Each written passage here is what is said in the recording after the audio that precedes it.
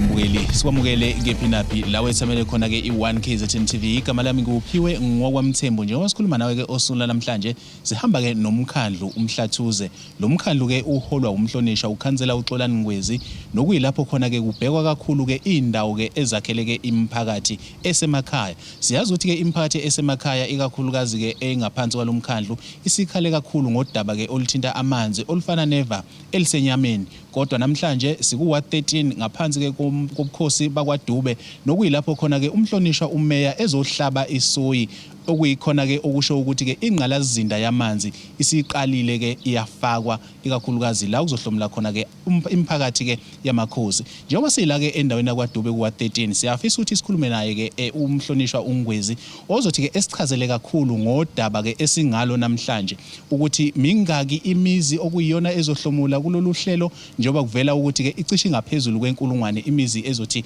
ikwazi ukuthi ke icoshe amanzi ngaphansi ke kwalolu hlelo siyafisa ukuthi mangabe sikhuluma naye emva kwalokho siphinde sikhulume ke nazo ke iphasimandla ikakhulukazi enikezwe ke umsebenzi ukuhola ke imiphakathi yasemakhaya esingabala ke induna kodwa siqale sitholena ke umhlonishwa sithi abakhulume namhlanje besila eWard 13 ngaphansi kwenkosi uDube ukuzo hlaba isoyi le project ka 93 million sesiqalile vele ukuyenza kulonyaka wemali sifake khona 45 million iproject ezo connecta imizi e1100 nangaphezudlwana amanzi ireticulation siqale ngokwenza lokho kuthiwa ibulk ngoba le project bibizwa ngempembeni bulk and reticulation ibulk sesiqedile ngaphakathi sine pump station yesibili sesiyakhile kanjalo nalama reservoirs eniwabonayo la isikhona amabili angakwazi ukuqukatha amanzi awu1 million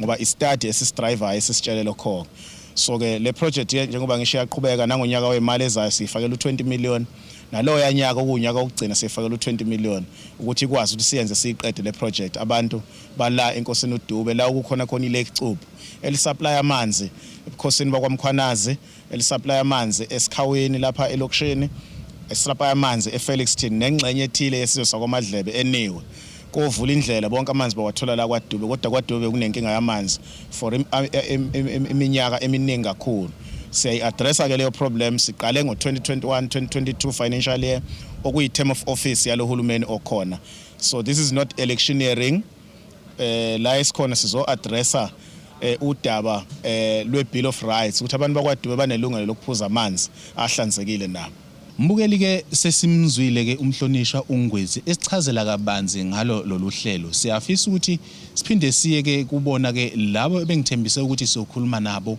okuyizinduna ezakheleke lezi godi ikakhulukazi ezothi zikwazi ukuthi ke zihlomule kulona ke lolu hlelo njengoba sikhuluma nawe kuyavela njengoba ke nemfanekiso ikhona isho ukuthi isiqalile ke umsebenzi ikakhulukazi ke ozoshintsha cishe ke impilo zabantu abaningi abakuyona le ndawo asekuzona ke induna siphinde siyithole sithi ke abakhulume ngiyabonga kakhulu ke ekutheni inkosi yesizwe unzwakele ikwazi ukuhlomula enhlelweni zentuthuko sibongeleke nomphakathi wonke wakwaDube ozohlomula ngamanzi kakhulukazi abantu bekhansela ku13 ubaba uSibusiso Ndunakazi ngicabanga ukuthi umphakathi njengoba amanzi esihlupha kangaka nje thina ngicabanga ukuthi kuzophela lokho sibonga kakhulu ngokuthi sithole lengqalazinda yamanzi ngicabanga ukuthi izolekelela kakhulu umphakathi mhlambe nathi leko ndindima izokwazi ukuthi amapipe agcine efikile khona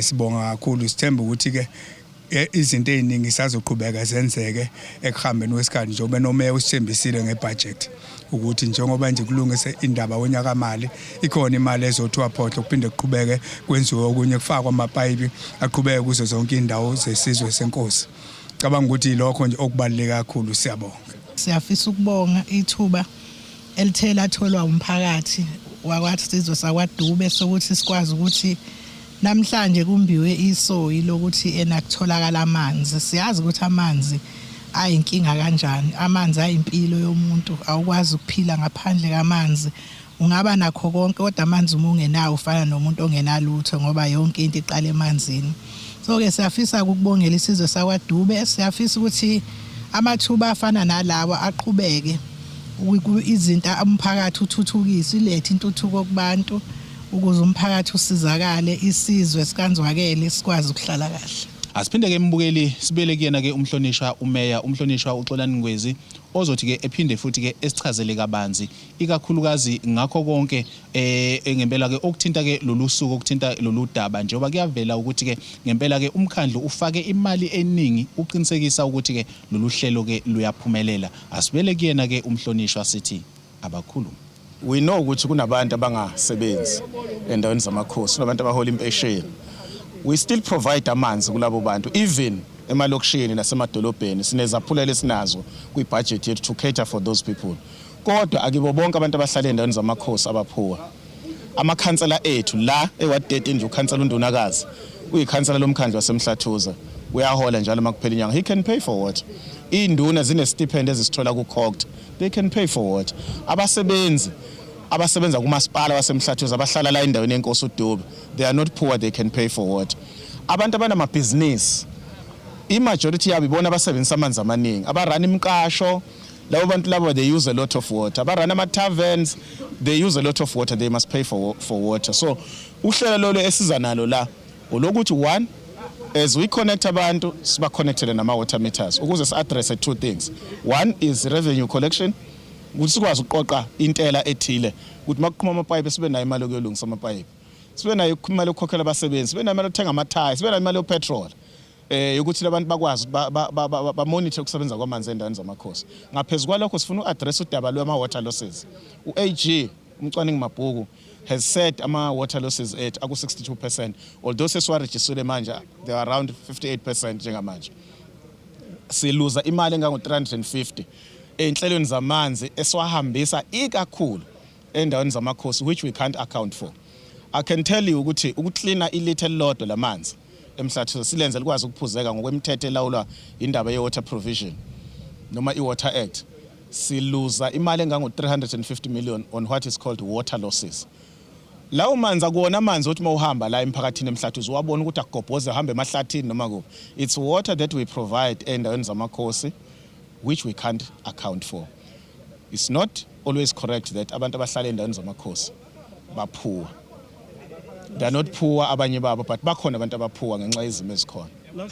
Siyazi ukuthi abantu njengamanje ume uyafisa ukuthi amanzi akhokheleke noma esathi azokhokhelwa ngabathile kodwa siyabona cha amanzi khona kufanele siwakhokhela amanzi ngoba ayiservice ayasetshenzwa ayahlanzwa kwenziwa izinto eziningi siyafisa kumphakathi wakwethu ukuthi ke ukuze sithola amanzi angahluphi sifane nabantu basemalokishini ngoba vele sisendaweni eright icubhe lethu yonke into yethu nathi sikwazi ukuhlangabezana nomasipala. Sibonga kakhulu egameni lenkosi yesizwe uNzwakele sibongela umphakathi nje ukuthi hayi seyifikile intuthuko siyayibona ke njengamanje umeya kade ezoyithula no speaker. Mbukeli ke ngaphambi ukuthi siye emaphethelweni asibheke ke into ethi kuzokhumbuleka ukuthi cishe ke endaweni eziningi esemphakathini ikakhulukazi endaweni zamakhosi imphakathi uma ngabe ikhala ngokunye iyaye ke ibulaleke okunye. Ila sesibone khona nengqalazinda yamanzi ithinteka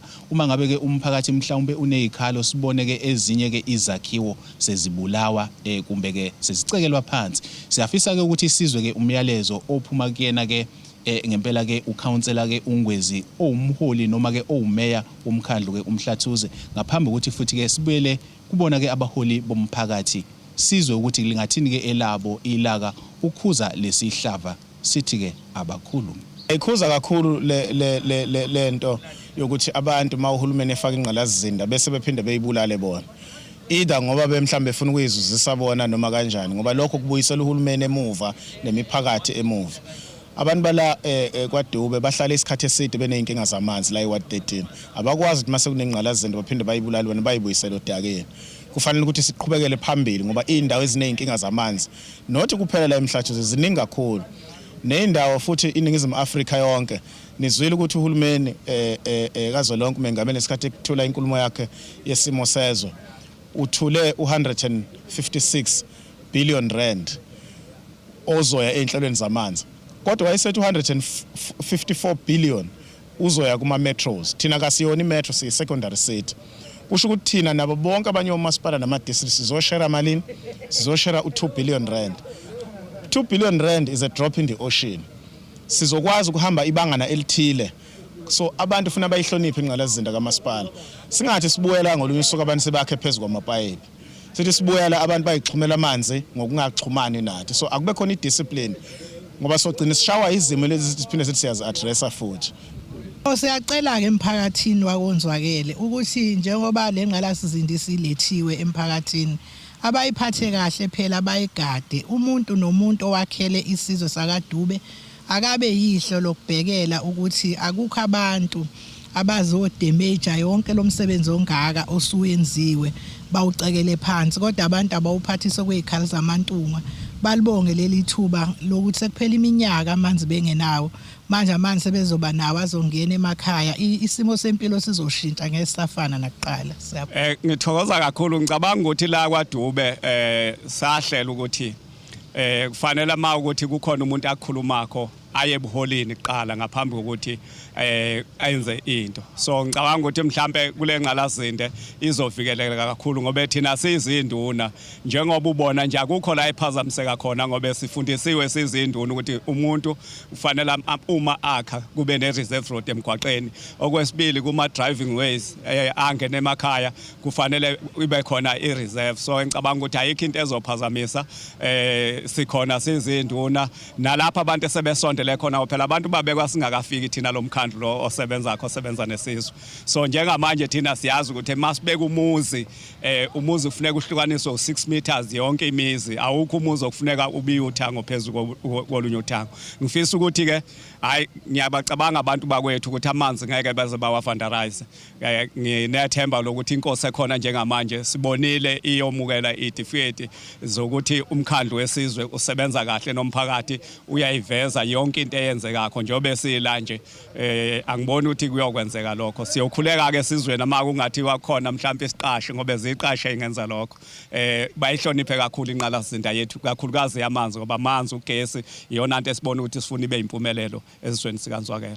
Mbukeli ke uma ngabe sekuyilesi sikhathi suke sinethemba lokuthi ke sesikunikeze konke okuyikhona ebekade sinenhloso ukuthi sikunikeze khona emgodleni ke esuke siuphethe. Sibonga kakhulu ke emkhandlwini ke umhlathuze ukuthi ngempela ke ukwazi ukuthi ke usukumele ke udaba la khona ke umphakathi usuke ukhala khona, ikakhulukazi ngalo udaba oluthinta amanzi ngempela ke oselihluphe kumbe oselikhathazeke umphakathi ke isikhathi eside.